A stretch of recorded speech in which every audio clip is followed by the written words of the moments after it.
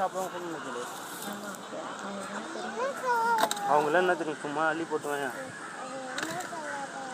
அவங்களாம் வறுத்து வையா, ஓஹோ அதான் சாப்பிடுவாங்க. ஆனால் அந்த மீன் என்ன கருப்பாக இருக்குது, அது பேர் பேர் இதா இது வானராஜா, இது உரி மீன் சொல்லுவாங்க. அதை உங்களை நாங்கள் ஏமாற்றி வைக்க மாட்டோம். நாங்கள் சரிதா, அது ஏமாற்றி வைக்கிறது அங்கே இருக்காங்க. அவங்க எல்லாம் இதெல்லாம் வறுக்க